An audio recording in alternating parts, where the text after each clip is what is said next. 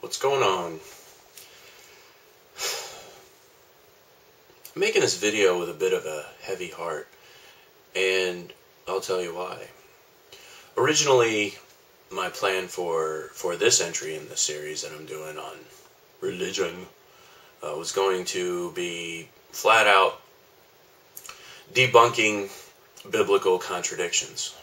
But after spending a couple of days researching it, not that I can't offer a rebuttal to every single biblical contradiction that there is, because it's entirely possible and it's logical and there's no getting around it.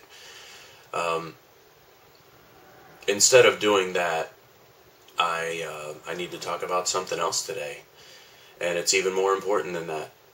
Now, basically, if at this point I just make this comprehensive video dealing with the logical answers to biblical contradictions, in my discernment and in my opinion, it would be the equivalent of giving a bazooka to a 5-year-old. You know, is the point of offering a logical answer to a biblical contradiction just so you can jam it down a non-believer's throat and think that it's funny that they have a difference of opinion? This video is about hypocrisy.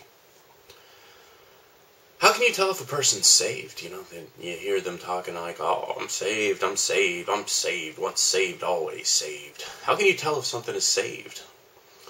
This New Testament that they talk about so much, it's written in it that a tree is judged by its fruit. So if somebody's saved, you should be able to tell it without even hearing a word that comes out of their mouth. You should be able to see that there's something different. Am I there? Personally, I'm terrified that I might not be. When I look at my life and when I look at what I actually put into practice versus what's supposed to be right. And not just even on a biblical scale, on anybody's scale, on any scale of morality. Things happen, I make mistakes, I do things wrong, and I even do things wrong on purpose sometimes. And I feel that puts me in this position where I continue to need to strive to do the right thing somehow. Hopefully there's a gap in between me and where I need to be. I don't think I'm already on the other side of that gap. How could that be possible? You know, if I'm saved, you know, how could I possibly be a person who ever gets angry, who ever falls victim, who ever falls into despair? If I really had that hope, how could I? How could I enter depression? I don't know. You know, how could I think that something that's vulgar and wrong is funny? You know, obviously I still got a ways to go. How could I think that something is funny at the expense of someone else? That's me, and that's wrong. I think that if a person is truly saved, as the Christians say, then you would truly believe several things that go along with it. One is that God is at that point very much your Father, and you very much believe that, and you very much believe that you came from Him, and you very much believe that all of creation came from Him. Therefore, your fellow pieces of creation, your fellow human beings, that there is something that separates them from their Father. You think that's funny? Is that what a Christian does? They think that a person who has a wall or a barrier between their family is funny? That's funny to you? How can that be funny? Is that Jesus-like?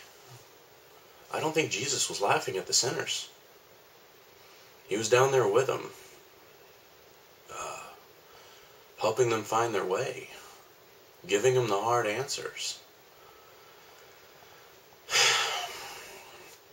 So no, I'm not going to do the biblical contradiction video.